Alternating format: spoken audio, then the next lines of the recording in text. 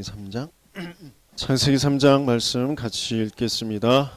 그런데 뱀은 여호와 하나님이 지으신 들짐승 중에 가장 간교하니라. 뱀이 여자에게 물어 이르되 하나님이 참으로 너희에게 동산 모든 나무의 열매를 먹지 말라 하시더냐. 여자가 뱀에게 말하되 동산 나무의 열매를 우리가 먹을 수 있으나 동산 중앙에 있는 나무의 열매는 하나님의 말씀에 너희는 먹지도 말고 만지지도 말라 너희가 죽을까 하노라 하셨느니라. 뱀이 여자에게 이르되 너희가 결코 죽지 아니하리라. 너희가 그것을 먹는 날에는 너희 눈이 밝아져 하나님과 같이 되어 선악을 알 줄 하나님이 아심이니라. 여자가 그 나무를 본즉 먹음직도 하고 보암직도 하고 지혜롭게 할 만큼 탐스럽기도 한 나무인지라. 여자가 그 열매를 따먹고 자기와 함께 있는 남편에게도 주매 그도 먹은지라. 이에 그들의 눈이 밝아져 자기들이 벗은 줄을 알고 무화과 나무 잎을 엮어 치마로 삼았더라. 그들이 그날 바람이 불 때 동산에 거니시는 여호와 하나님의 소리를 듣고 아담과 그의 아내가 여호와 하나님의 낯을 피하여 동산 나무 사이에 숨은지라. 여호와 하나님이 아담을 부르시며 그에게 이르시되 네가 어디 있느냐. 이르되 내가 동산에서 하나님의 소리를 듣고 내가 벗었으므로 두려워하여 숨었나이다. 이르시되 누가 너의 벗었음을 네게 알렸느냐. 내가 네게 먹지 말라 명한 그 나무 열매를 네가 먹었느냐. 아담이 이르되 하나님이 주셔서 나와 함께 있게 하신 여자 그가 그 나무 열매를 내게 주므로 내가 먹었나이다. 여호와 하나님이 여자에게 이르시되 네가 어찌하여 이렇게 하였느냐. 여자가 이르되 뱀이 나를 꾀므로 내가 먹었나이다. 여호와 하나님이 뱀에게 이르시되 네가 이렇게 하였으니 네가 모든 가축과 들의 모든 짐승보다 더욱 저주를 받아 배로 다니고 살아있는 동안 흙을 먹을지니라. 내가 너로 여자와 원수가 되게 하고 네 후손도 여자의 후손과 원수가 되게 하리니 여자의 후손은 네 머리를 상하게 할 것이요 너는 그의 발꿈치를 상하게 할 것이니라 하시고 또 여자에게 이르시되 내가 네게 임신하는 고통을 크게 더하리니 네가 수고하고 자식을 낳을 것이며 너는 남편을 원하고 남편은 너를 다스릴 것이니라 하시고 아담에게 이르시되 네가 네 아내의 말을 듣고 내가 네게 먹지 말라 한 나무의 열매를 먹었은즉 땅은 너로 말미암아 저주를 받고 너는 내 평생에 수고하여야 그 소산을 먹으리라. 땅이 네게 가시덤불과 엉겅퀴를 낼 것이라. 네가 먹을 것은 밭의 채소인즉 네가 흙으로 돌아갈 때까지 얼굴에 땀을 흘려야 먹을 것을 먹으리니 네가 그것에서 취함을 입었음이라. 너는 흙이니 흙으로 돌아갈 것이니라 하시니라. 아담이 그의 아내의 이름을 하와라 불렀으니 그는 모든 산자의 어머니가 됨이더라. 여호와 하나님이 아담과 그의 아내를 위하여 가죽옷을 지어 입히시니라. 여호와 하나님이 이르시되 보라 이 사람이 선악을 하는 일에 우리 중 하나같이 되었으니 그가 그의 손을 들어 생명나무 열매도 따먹고 영생할까 하노라 하시고 여호와 하나님이 에덴 동산에서 그를 내보내어 그의 근원이 된 땅을 갈게 하시니라. 이같이 하나님이 그 사람을 쫓아내시고 에덴 동산 동쪽의 그룹들과 두루 도는 불칼을 두어 생명나무의 길을 지키게 하시니라. 아멘. 가장 축복된 존재로 하나님의 형상대로 만드시고 우리를 모든 축복의 근원이 흘러가는 에덴에 두셨습니다. 그리고 그것들을 다 정복하고 다스리도록 그렇게 축복하셨는데 우리가 그 축복을 잃어버리는 사건이 안타까운 사건이 생기게 되어졌죠. 많은 사람들은 왜 아담과 하와가 그것을 따먹어가지고 그 말씀을 어겨가지고 우리를 이렇게 고생시키냐고 그러는데 아담과 하와가 안 했더라도 우리는 그렇게 할 겁니다. 그게 원죄거든요. 어쩔 수 없이 우리에게 주어져 있는 우리에게 들어와 있는 그것은 어떤 면에서는 우리 안에 내재되어 있지만 또 그것을 이렇게 바깥으로 끄집어내는 발현시켜주는 그런 요인이 있었다는 거죠. 그 존재가 우리가 있기 전에 먼저 있었어요.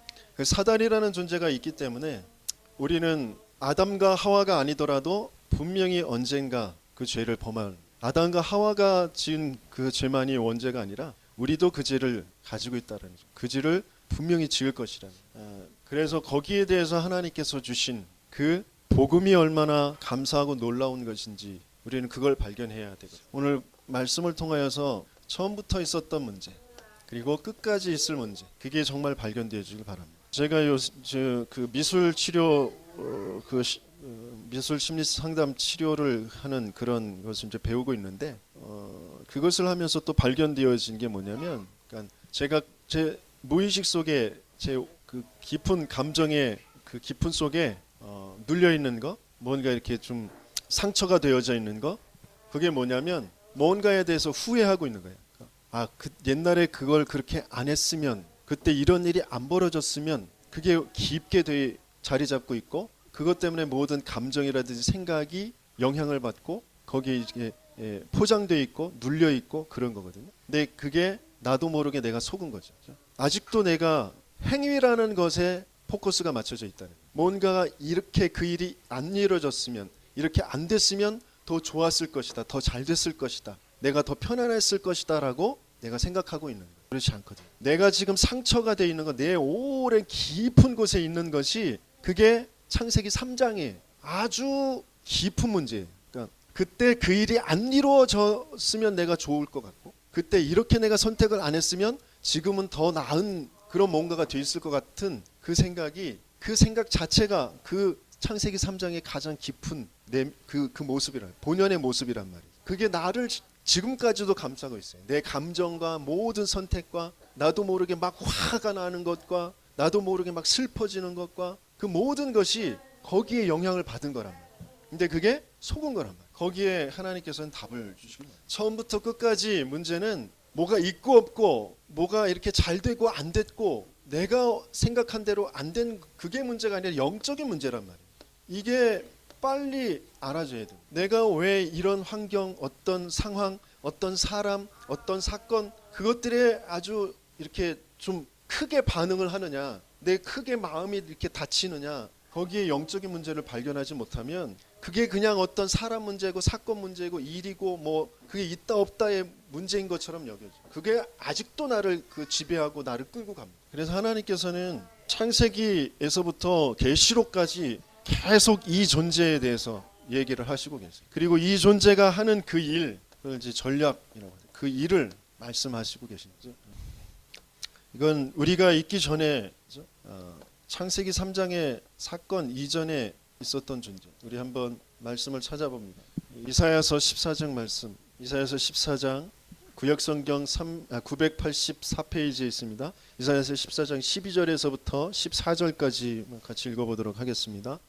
같이 읽습니다. 너 아침의 아들 계명, 여기에서 이제 계명성 이거 지워버리세요. 빨간 완전히 지워버리지. 계명성은 이거 오히려 이게 좋은 계시록의 그리스도의 이름을 새벽별 계명성이라고 하거든요. 근데 이거 잘못 오역되어져 있는 거예요. 계명성이 아니라 원래 이름은 여기 루시퍼입니다. 루시퍼. 그러니까 루시퍼로 넣어놓으세요. 지워버리시고, 계명성 지워버리시고, 너 아침의 아들 루시퍼여, 그렇게 적어두시기 바랍니다. 그게 사단의 이름. 루시엘로 지어졌는데 타락한 루시퍼. 루시퍼여, 같이 읽습니다. 너 아침의 아들 루시퍼여, 어찌 그리 하늘에서 떨어졌으며 너 열국을 엎은 자여, 어찌 그리 땅에 찍혔는고. 네가 네 마음에 이르기를 내가 하늘에 올라 하나님의 뭇별 위에 내 자리를 높이리라. 내가 북극 지표의 산 위에 앉으리라. 가장 높은 구름에 올라가 지극히 높은 이와 같아지리라 하는도다.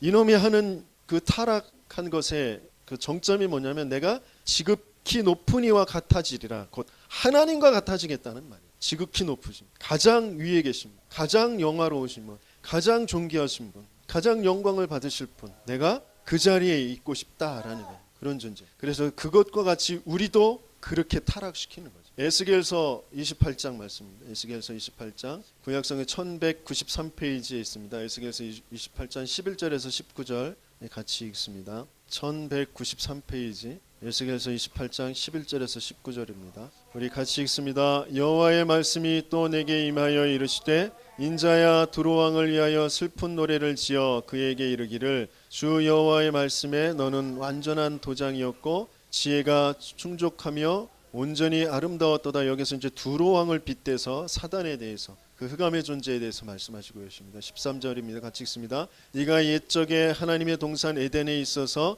각종 보석, 곧 홍보석과 항보석과 금강석과 황옥과 홍마나와 장옥과 청보석과 남보석과 홍옥과 황금으로 단장하였으며 내가 지음을 받던 나라에 너를 위하여 소고와 비파가 준비되었도다. 너는 기름 부음을 받고 지키는 그룹이며 내가 너를 세우며 네가 하나님의 성산에 있어서 불타는 돌들 사이에 왕래하였도다.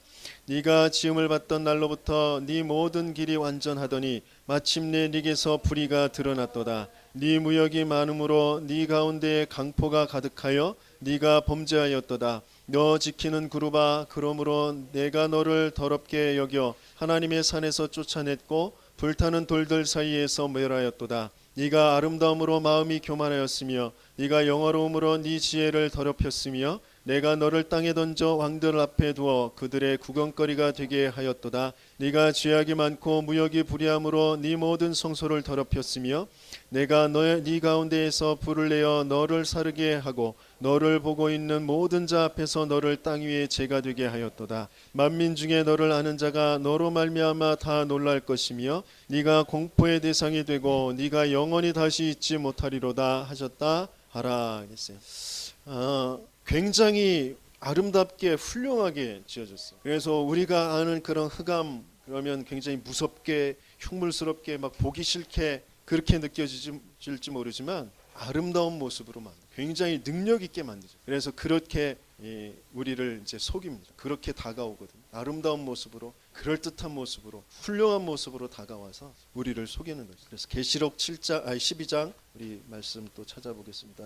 이 존재가 끝까지 어떤 일을 하는지 같이 읽어보겠습니다. 신약성경 411페이지입니다. 계시록 12장 7절에서 12절까지 말씀입니다.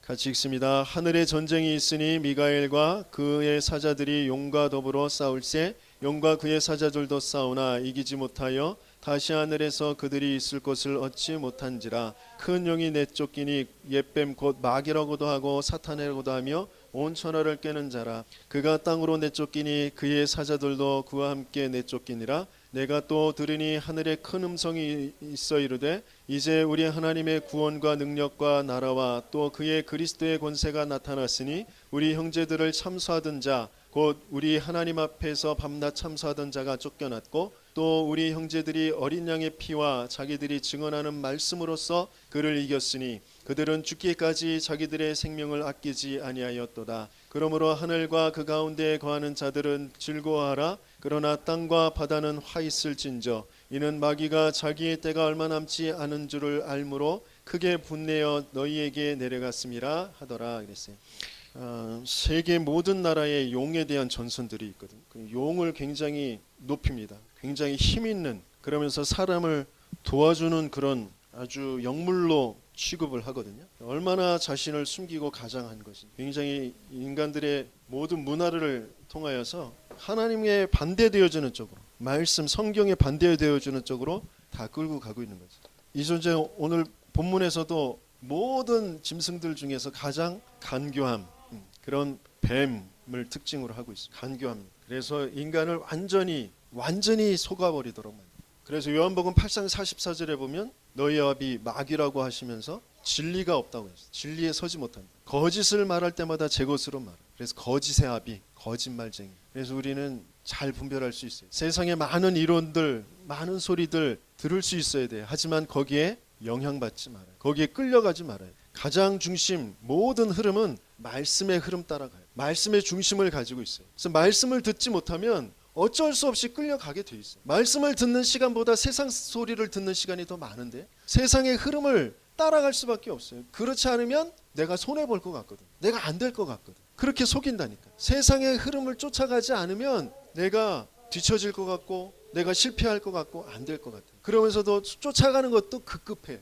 억지 그냥 어떻게 쫓아갈 수밖에 없어. 왜? 내가 말씀의 힘이 없으니까. 말씀의 힘은 세상을 끌고 가는 거거든. 세상을 능가해서 세상을 끌고 갈 수 있는 그 힘을 하나님께서 주시는 것인데 그 말씀을 놓쳐버리니까 사단이 준 그 거짓말에 인간이 이 간교함에 속아버리는 거예요. 고린도후서 11장 14절에 보면 사탄도 자기를 광명의 천사로 가장한다 그랬어요. 그러면서 이 사탄의 일꾼들 그들이 그 아주 좋은 말로 좋은 가르침으로 말하는 것처럼 찾아와서 인간을 속인단 말이에요. 오늘 본문에서 그래서 이 사단이 여자에게 이르되 그랬어요. 여자에게 이르되.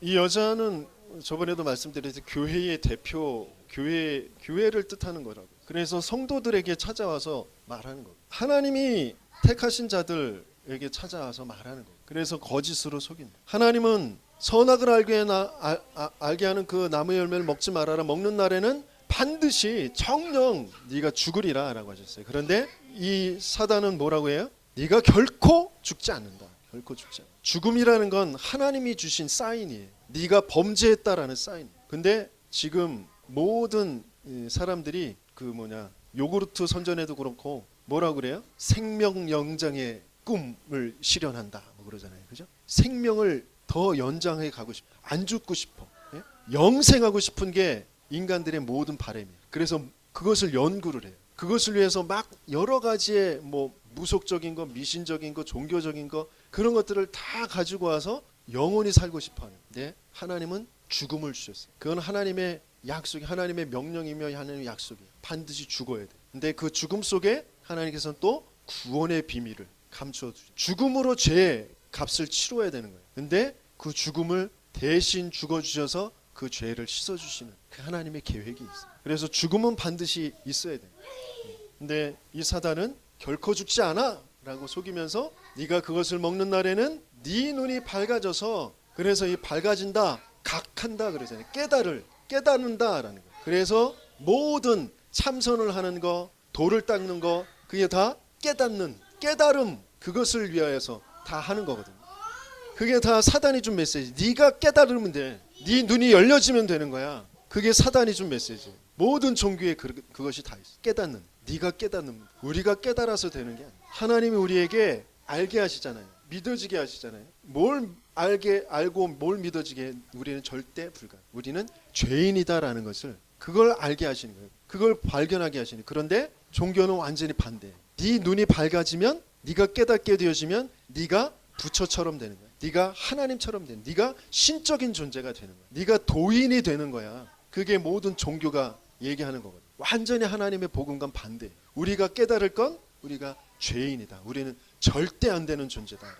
그래서 나도 모르게 내 안에 과거를 두고 후회하고 상처되어 있는 게, 그게 내가 나를 붙잡고 있는 거야. 내가 이렇게 했으면 더 좋았을 것인데. 아니요. 그래도 우리는 멸망할 수밖에 없어요. 그래도 우리는 저주받을 수밖에 없어요. 그래도 우리는 사단의 종일 수밖에 없어요. 거기서 빨리 벗어나요. 그래서 우리에겐 그리스도만 필요하다. 거기에 답을 내요. 그래서 내게 그리스도가 지금 와 있다. 그럼 과거, 현재, 미래가 답이 나는 거거든요. 그게 끝나야 되는 거거든요. 근데 아직 내가 내 저 깊은 감정에 그리스도가 적용되어지지 않아요. 나도 모르는 저 무의식 속에 그리스도가 적용되어지지 않아요. 그것을 두고 깊은 기도 속으로 들어. 왜 깊은 호흡을 해야 되는지, 왜 깊은 기도를 해야 되는지, 그걸 이번에 발견한 거지. 오랜 저 깊은 무의식 속에, 잠재의식 속에, 내 감정 속에 창세기 3장, 6장, 11장이 그대로 있구나. 그래서 우리에게 주신 그 그리스도가 정말 저 깊은 곳. 바울이 왜 삼층천이라는 것을, 셋째 하늘까지 들어가는 그 기도를 했다라는 것이 무슨 말인지, 그걸 이제 보게 되어집니다. 그러면서 여자가 그 속이는 말을 듣게 되어지니까 하나님이 주신 그 언약이 다르게 보이는 거죠. 하나님은 너는 피조물이고 내가 창조주야. 너는 내 언약 안에 있으면 모든 것을 정복하고 다스리게 돼 라고 말씀을 주신 그 언약이 내 유익, 나의 기준으로 그것이 바뀌어지게 돼. 왜곡하게 돼. 왜곡되어지게 보여지게 되어지. 그래서 어떻게 말해요? 보암직도 하고 먹음직도 하고 보암직도 하고 지혜롭게 할 만큼 탐스럽기도 한지라 그랬어요. 요한일서 2장 말씀을 우리 한번 찾아보죠. 요한일서 2장. 요한계시록 펼쳐져 있죠. 요한일서 2장.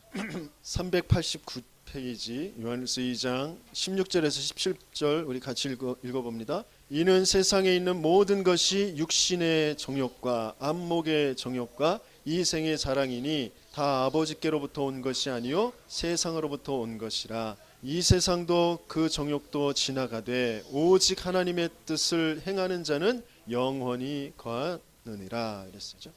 육신의 정욕, 먹음직도 하다는 거죠. 먹음직. 그래서 마귀가 예수님을 시험할 때에도 돌덩어리를 떡으로 만들어 먹으라 그래요. 배고프니까 너 이걸 떡으로 만들어 먹어라. 이 육신의 정욕, 그것을 공격하는 거죠. 이 하와가 보니까 먹음직도 하고, 그리고 뭐라고 그래요? 보암직도 하고, 안목의 정욕, 보는 것에 대해 욕심, 그리고 이생의 자랑, 지혜롭게 할 만큼 탐스럽기도 합니다. 나를 지혜롭게 할, 나를 돋보이게 할 것, 나를 더 사람들한테 인기 있게 할 것 같은 뭐 그런 것으로 나를 자꾸 끌고.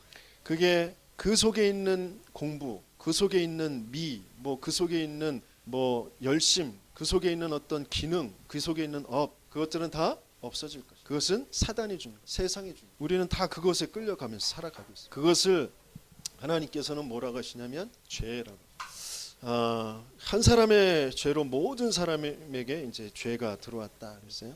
로마서 3장 10절에 보면 의인은 없나니 하나도 없고 3장 20절에 모든 사람이 죄를 범하였음에 하나님의 영광에 이르지 못하다. 하나님의 영광, 그 어마어마한 그 비밀과 축복을 누리면서 살아야 될 인간이 죄를 지음으로 그 하나님의 영광에 이르지 못하다. 로마서 5장 12절에 보면 그러므로 한 사람으로 말미암아 죄가 세상에 들어오고 죄로 말미암아 사망이 들어왔나니 이와 같이 모든 사람이 죄를 지었으므로 사망이 모든 사람에게 이르렀느니라. 아담은 모든 사람의 대표예요. 그 모든 사람에게 이 죄가 들어왔다라는 것을 설명하고, 그러면서 이 죄를 통하여서 뭐가 생겼다고 그랬어요. 오늘 본문에는 인생에 고통이 들어왔다라고 하죠. 여자에게는 잉태하는 그리고 또 출산하는 그 수고를 더한다고 하죠. 잉태하는 그 고통과 출산하는 수고를 더한다. 그죠? 남자는 이마에 땀을 흘려야 소산을 얻을 것이, 먹을 것을 얻을. 그 땅도 저주를 받아서 가신도분과 엉겅퀴를 내게 될 것이다. 그래서 땀 흘려 일하는 것은 하나님께서 주신, 잘 그 땀 흘려 일한 만큼 대가가 안 오는 것도 하나님께서 주신. 뭘 알라고요?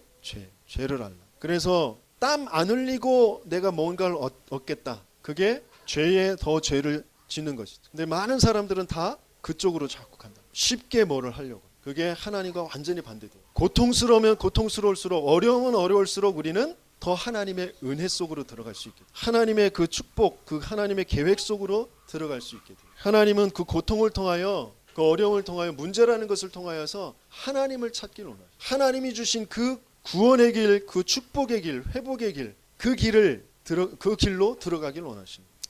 세상에 교회는 많은데 세상에 문제는 더 심각해지고 있어요. 세상에 많은 교인들이 있는데 세상은 점점점 더 어려워져 가고 있어요. 정신병자들, 자살하는 사람들 더 늘어나고 있어요. 5월 달에도 새로 지은 아파트에서, 진접에 새로 지은 아파트에서 살인 사건이 있었대요. 이 지역에도 끊임없는 자살과 살인 사건과 갖가지의 일들이 지금 벌어지고 있어요. 왜 그럴까? 거기에 하나님의 답이 있어요. 나는 왜 나의 이 반복되는 그 재앙, 이 절대 안 바뀌는 그 나의 삶, 나 자신, 거기에 답이 있어요. 그걸 찾아야 되거든요. 하나님은 오직 복음이 아니면 안 된다라는 것이, 그걸 발견하길 원하세요. 그리고 그 속으로 들어가길 원하세요. 대충 복음, 섞인 복음, 세상의 것들과 뭐 아름답고 훌륭한 이야기들과 깊은 심오한 인문학과 그렇게 섞어놓은 그런 것 말고, 알고 있는 그 아는 복음 말고 진짜 오직의 복음이 아니면 안 된다라는 거예요. 그 속으로 들어가야 된다는 거죠. 그런데 내가 아직 오직의 복음으로 들어가지 못하고 있는 건 아직도 내가 뭔가 지금 착각하고 있는 거예요. 이 진짜 이 영적인 문제를, 이 사단이라는 문제를, 죄라는 것을 발견하지 못하는 거예요. 뭔가 내가 아직 내 기준 속에, 내 생각 속엔 복음이라는 건 알고 있지만 이 사단이, 이 죄가 안 보이니까 내 어떤 행위로, 사람의 어떤 일로 바뀌어질 것 같고 좋아질 것 같고 그런 기대를 하고 있는 거란 말이에요. 그게 안 돼서 낙심하고 있고 좌절하고 있는 거라, 원망하고 있는 거란 말이에요. 하나님께서는 그 어떤 것도 안 되기 때문에 에덴에서 쫓아내셨어요. 생명나무를 그룹들로 그걸 지키게 하셨어요. 왜? 죄, 사단 거기에 붙잡혀 있는데 생명나무 먹고 영원한 생명을 얻게 되어져. 영원한 이제 멸망, 저주, 사망이기 때문에 하나님은 죽음을 줘서, 죽음을 통하여서 죄를 씻을 수 있는 그 사단의 그 운명에서 빠져나올 수 있는 그 기회를 주시는 거거든요. 그 죄책을 가지고 그 죄의 형벌을 당하는 것으로 그 죄가 씻겨지는 것이거든요. 그런데 그것마저도 안 하겠다라고 하는 건 영원한 사단의 종, 영원한 죄의 종, 거기에 있겠다고 하는 것이기 때문에 거기에서 쫓아내시는 거예요. 내가 실패를 당해야 될 것이면 당하는 것이 하나님의 계획이라니까. 망하지 않으려고 몸부림치지 마. 완전히 밑바닥 안 되려고 몸부림치지 마세요. 창세기 3장 근원을 잃어버리는, 그 근본을 잃어버리는, 내가 누구인지를 잃어버리는, 하나님 안에서 하나님의 형상, 하나님의 말씀 속에서 나라는 존재는 있어요. 그런데 그걸 떠나버려서 아무리 뭐 내가 이쁘고 똑똑하고 뭐 성적이 좋고 사람들이 나를 뭐 칭찬해주고 내가 기능이 있고 그게 내가 아니에요. 근데 우리는 다 그게 나인 줄 알아요. 그렇게 그런 나를 갖고 가고 싶어요. 그런 스펙을 찾고 싶어요. 아니요, 그렇죠. 근본은 하나님 안에만 있다. 하나님 말씀 안에만 있다. 그것을 찾아가요. 그래서 이 창세기 3장에 이 문제가 얼마나 심각한지 우리가 잘 알아야 되는데요. 창세기 3장의 문제는 나를 잃어버린 사건이죠. 내가 누구인지 뭐 그걸 이제 정체성이라고 이렇게 표현해요. 그러니까 창세기 6장으로 갈 수밖에 없어요. 보이는 것, 노아 시대에 노아의 홍수의 심판이 있게 되어진 것에는 네피림이라는 게 있어요. 앞으로 이제 또 말씀 속에서 같이 이제 나누게 되어지겠지만 나라는 것을 진짜 하나님 언약 속에 있는 하나님의 형상 속에 있는 나라는 것을 잃어버리고 나니까 주변의 환경이 그게 나인 것 같아요. 내가 원하는 것을 갖는 것, 내가 바라는 대로 뭔가 이렇게 주변이 이루어진 것, 환경 속에서 바라보는 환경 속에서의 그 대응되어지는 나, 뭐 돈, 건강, 지식, 사람, 뭐 어떤 그런 환경 속에 있는 내가 진짜 나인 줄 알아요. 그래서 그렇게 나를 끌고 가는 거예요. 내가 원하는 대로, 내가 하고 싶은 대로, 내가 갖고 싶은 대로 가지려고. 그래서 그것을 다 가지고 있는 네피림을 동경하는 거예요. 내가 네피림이 되고 싶어 하는 거예요. 그걸 뭐라고 하냐면 가치관이라고. 뭘 내가 가치로 여기. 나라는 것을 잘못 보니까 가치관도 잘못될 수밖에 없어요. 세상이 말하는 육신적인 거, 물질적인 거, 하나님 없는 것으로 갈 수밖에 없는 거예요. 그것을 가지고 이 사단은 뭘 하느냐. 자기가 그랬던 것처럼 내가 지극히 높은 곳에 앉으리라 했던 것처럼 인간들이 우리가 힘을 모아서 우리가 높이 올라가자. 저 하늘처럼 높아져서 우리의 이름을 내자. 그렇게 가잖아요. 그게 뭐냐면 하나님 없이 우리 인간이 화합해서 우리 인간이 힘을 모아서 잘 사는 그런 세상을 만들어 보자. 이게 이제 바벨탑인데 그 바벨탑은 뭐냐면 시대를 말해요. 시대의 정신이에요. 시대 정신. 이 시대를 끌고 가는 그 시대의 정신, 시대의 이념이 뭐냐? 인본주의잖아요, 지금. 그죠? 최고의 인본주의. 그러면서 뉴에이지. 그거 가지고 종교뿐만이 아니라 모든 것의 통합. 그게 시대의 이념이에요. 시대 정신. 그것으로 모든 것을 다 끌고 가요. 굉장히 아름답게 멋지게 그렇게 포장되어져 있는 거예요. 지금 그 속에 우리 모든 후대들이 다 끌려가고 있어요. 동성애라는 것도 그 안에서 다 나오는 거예요. 하나님께서는 그 모든 인간들이 만들어 놓은 그 모든 것들을 그것을 이제 대표하는 것을 법이라고 합니다. 법은 최소한의 그 윤리, 최소한의 도덕이라고 그렇게 옐리네크라는 사람이 이렇게 표현했는데 사람들이 살아가면서 이제 많이 이제 부딪히잖아요. 내가 원하는 거 내가 가지려고 하고 또 쟤는 자기가 원하는 것도 자기가 가지려고 하고 그러다 보니까 계속 갈등이 생기잖아요. 그런 것들을 가지고 최소한으로 지켜야 될 거 그것을 만들어 놓은 것이 이제 법이잖아요. 근데 그 법 가지고 잘 사는 세상, 행복한 인간을 만들어 보겠다라는 거예요. 그래서 구약 성경에도 분명히 법이 있습니다. 근데 구약 성경의 그 율법은 세상 사람들이 불신자들이 만들어 놓은 그런 법보다 늦게 제정이 됐어요. 이집트에는 그런 법이 기원전 3000년 전에 세워진 그 기록이 있어요. 그리고 수메르라는 그 고대 왕국에는 기원전 2200년경 또 지금 뭐 법전 성문법의 그 기원이라고 얘기하는 그 함무라비 법전이 있거든요. 함무라비의 그 법이 세워진 것은 기원전 1760년. 그런데 구약 성경에는 1200년대, 기원전 1200년대에 법을 만들었어요. 무슨 뜻일까요? 왜 그렇게 하셨을까요? 유대인들은 그 법을 지켜서 행해서 완전하게 되어지려고 하고 구원받으려고 하고 그러면 잘 사는 세상이 만들어질 것이라고 생각해요. 그렇지 않아요. 하나님은 왜 뒤늦게 구약의 그 율법을 제정해 주셨냐면 너희들이 아무리 열심히 착하게 바르게 그 법을 지킨다고 해도 안 된다라는 것을 알게 하죠. 법을 지킬 수도 없고 그 법을 지켜도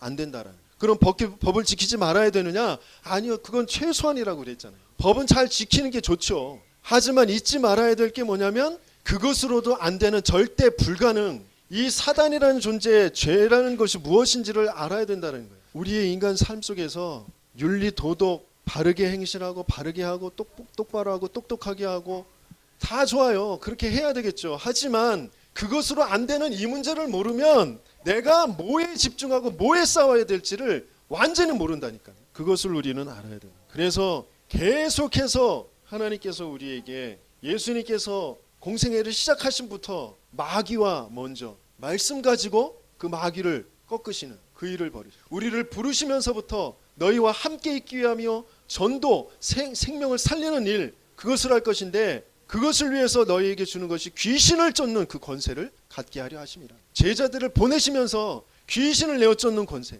뱀과 전갈을 밟으며 원수의 모든 능력을 제어할 권능을 너희에게 주었다. 그것부터 확인하고 그것부터 누리라. 초대교회 전도자들이 가는 곳마다 귀신에게 눌린 자들을 무속에 붙잡혀 있는 총독을 점술 그 하는 그 여정을 통하여서 모든 그 경제가 흘러가고 그 문화에 휩쓸려 가고 있는 그 빌립보를 우상 문화로 가득하 있는 저 에베소를 하나님께서 가는 곳마다 그런 일들. 그래서 내가 오늘도 정말 그 하나님의 유일한 그 해결책, 그 언약, 그 축복 속에 있다라는 것을 정말 발견하시고 감사하시는 저와 여러분들 되게 열심히 축원합니다. 우리에게 주신 언약이 메시아의 언약이. 그걸 그 신학적으로 원시복음 그럼 창세기 3장 15절. 인생의 문제를 완전히 해결하는 가장 완벽하고 가장 힘 있는 영원한 그런 비밀이 여자의 후손이 뱀의 머리를 박살낼 것이다. 그 약속을 주시. 그게 오늘 이 시간에도 이루어지고 우리가 매일매일 확인하고 매 사건마다 문제마다 확인하고 누려야 될 그 하나님의 완전한 언약이 여자의 후손. 왜? 남자와 여자의 그 유전자를 받아서는 안 되기 때문에 다 죄가 있기 때문에 죄 없는 몸으로 오셔야 되겠다. 여자의 후손으로 오실. 그러면서 오늘 본문의 창세기 3장 21절에 그 아담과 하와가 자기의 범죄함을 알고 자기들이 부끄러워서 자기들의 그 부끄러움을 가리는 무화과 나무 잎 치마. 그게 종교의 대표거든. 내 힘으로 내가 내 문제를 해결하겠다라고. 그걸 걷어버리시고 짐승을 잡아서 피 흘리셔서 가죽 옷을 해 입히셨어요. 여기에는 어마어마한 비밀이 담겨져 있죠. 희생 제물이 들어가 있어요. 그리고 하나님이 새로운 옷을 입히셨어요. 종교의 옷, 죄인의 옷이 아니라 하나님이 새로운 의의 옷, 그것을 그리스도의 옷을 입히셨어요. 어마어마한 복음이 여기 담겨져 있어요. 우리는 부끄러움을 이렇게 당하는 일들, 내가 생각하기에 부끄럽다라고 여겨지는 것들이 있어요. 그러면서 나도 모르게 움츠려들거나 아니면 사람을 피하거나 어떤 일이라든지 그런 것들을 회피하거나 그럴 때가 있거든요. 그런 속에서 나의 종교성을 잘 발견해야 돼. 내가 하나님을 믿지 않은 그 불신앙을 잘 발견해야 돼. 그것을 완전히 벗겨버리고 죄에서 해방하여 주시고 하나님 앞으로 갈 수 있는, 하나님 앞에 당당히 설 수 있는 그 옷을 해 입히신 이 완전한 그 복음을 확인하셔야 돼요. 세상은 끊임없이 이 창세기를 신화로 자꾸 그냥 이야기로 여기도록. 근데 이건 굉장한 영적인 그 사실, 영적인 문제. 지금 벌어지고 있고 내가 지금까지 경험해오고 지금까지도 내가 해결하지 못하고 아파하고 있는 나의 성격과 나의 모든 내 운명과 이런 것들을 만들어 놓은, 체질을 만들어 놓은 그 모든 부분들이 영적인 문제. 거기에 내가 복음을, 하나님 주신 이 언약을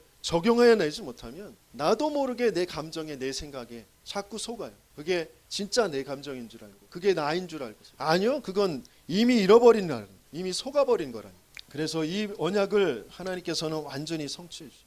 이 메시아의 언약은 하나님이 당연하게 필연적으로 절대적으로 주신 것이, 우리를 사랑하시기 때문에 다른 어떤 것으로도 안 되기 때문에 우리에게 주신 것이. 그래서 그것을 성취하신 출애굽기 3장 18절 그 희생제사의 피 언약, 그 어린 양의 피 바르는 날 노예에서 빠져나오는 그것도 성취죠. 임마누엘, 처녀가 잉태의 아들을 낳으려니 그 이름을 임마누엘 하라. 이 언약을 다시 회복했을 때 포로에서 빠져나오게 되죠. 군대를 키운 것도 아닌데 그 언약을 붙잡자마자. 그리고 이 실체 되신 그 그리스도가 오셨죠. 마리아에게, 요셉에게 말씀하셨죠. 아들을 낳을 것이다. 그 이름을 예수라 하라. 예수는 자기 백성을 그들의 죄에서 구원하실 자. 그 이름 자체가 하나님의 구원, 여호와의 구원이라는 이름. 하나님의 이름, 여호와의 이름을 그에게 주시죠. 그러면서 그 약속이 성취되어진 것이 바로 임마누엘이라는, 하나님이 우리와 함께 계시다라는 것을 성취하십니다. 그것을 가지고 우리가 고백할 것, 주는 그리스도시요 살아계신 하나님의 아들이십니다. 내가 날마다 내 고통 속에, 내 어려움 속에, 뭔가 답답함 속에 내가 이것이 고백되어지지 않는다. 이 언약이 내게 성취되어지죠. 이 언약에 성취되어지지 않고 이걸 내가 고백하지 않는다라는 건 내가 이 문제를 지금 보지 못하고 있다라는 거죠. 내가 그냥 육신 싸움하고 있는 거예요. 내가 이렇게 돼야 되는데 이렇게 안 됐네. 이렇게 왜 안 하지? 못하지? 뭐 없네? 그런 것으로 자꾸 내가 싸우고 있는 거예요. 그러니까 재앙이 안 무너지죠. 흑암이 안 무너지죠. 내게 이미 와 있는 이 복음이 안 되죠. 아는 복음, 그것으로 끝나는 거죠. 하나님께서 우리에게 주신 이 어마어마한 복음이 계속해서 그 그리스도의 그 성취가 지속되어지는 게 우리의 남은 삶들입니다. 그걸 발견해 나가는 저와 여러분들에게 있습니다. 이걸 가지고 조금 다음 주에 조금 더 언급하고 넘어가도록 하겠습니다. 왜 방황할 수밖에 없냐? 세상이 불신자들이 방황할 수밖에 없는 이유, 그것은 너희는 너희 아비 마귀에게서 났으니 사단에 소속되어져 있기 때문에, 이 사단이 세상의 속에 세상의 임금으로 세상 신으로 딱 붙잡고 있기 때문에 세상 사람들은 방황할 수밖에 없습니다. 그런데 그 사람들에게 답을 줘야 될 신자들이 왜 방황하느냐? 왜 방황할까요? 이 사단의 일이 보이지 않는 거죠. 또 나에게 속는 거죠. 나의 환경, 내가 어떠함, 거기에 자꾸 속는 거고, 이 사단의 일이 안 보이니까 뭘 못한 거예요? 이 사단을 이겨본 체험이 없는 거예요. 이 사단을 이긴 증거가 없는 거예요, 내게. 그러니까 방황하는 거고. 너희는 너희 아비 마귀에게서 났으니, 이 거짓말쟁이에게 불신자들은 속는데, 하나님께서 이 원수의 모든 능력을 제어할 권세를 내게 주셨는데 그걸 사용해 보지 못하는 거예요. 그래서 방황하는 거예요. 그래서 낙심하는 거예요. 그래서 원망하는 거예요. 또 에베소서 2장 2절에 보면 불신자들은 세상 풍습을 따를 수밖에 없어요. 사단의 문화를 따라갈 수밖에 없습니다. 그런데 왜 신자들은 힘이 없고 능력이 없느냐? 내 삶에 오늘 하루의 스케줄에 복음의 문화가 없어요. 복음의 문화가. 그러니까 세상에 쫓아가는 사람들, 그 사람들의 쾌락도 못 따라가고 그들을 살릴 수 있는 힘도 없고 그런 거죠. 내 삶 속에 복음의 문화가 없다. 마태복음 11장 28절에 보면 수고하고 무거운 짐진 자들아 다 내게로 오라 그랬어요. 불신자들은 수고하고 무거운 짐을 지고 살아갈 수밖에 없어요. 그게 자기의 영광인 줄 알아요. 자기가 성공하는 것인 줄 알아요. 그러다가 우울증과 공황증과 정신병과 또 중독과 집착, 그런 것에 끌려갈 수밖에 없는 것이고. 그런데 왜 신자들은 힘이 없느냐? 왜 응답을 못 받느냐?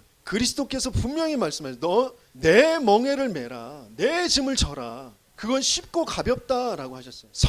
신자들이, 렘넌트들이 그리스도의 그 멍에와 짐을 안 진다니까. 그러니까 응답을 못 받아요. 그 그리스도의 짐과 멍에가 뭡니까? 세계복음화, 영혼 구원, 교회, 중요한 그 일을 위해서 내가 오늘 하루 해야 할 기도, 그걸 안 지요. 그러니까 내게 힘이 없어요. 내가 응답받지 못해요. 내가 방황하게 되어져. 내 마음과 정신이 그래서 버틸 수가 없습니다. 그러면서 끊임없이 거짓말합니다. 포장합니다. 핑계댑니다. 뭐가 이래서 이랬어요. 저래서 저랬어요. 사단은 악랄하게 끌고 간다니까요. 그것을 이길 수 있는 모든 권세, 모든 힘, 모든 것 다 주시면서 하나님께서 분명히 약속을 주시고 계세요. 그래서 그거 언약 조금만 붙잡고 기도 속에 있어라. 그 언약 속에만 있어라. 전도자를 통해서 계속 말씀을 주시고 계세요. 그런 응답을 확인하는 저와 여러분들에게 예수님이 축원합니다. 그래서 여자의 후손이 사단의 머리를 완전히 깨뜨렸었구나. 거기에 증인되는 저와 여러분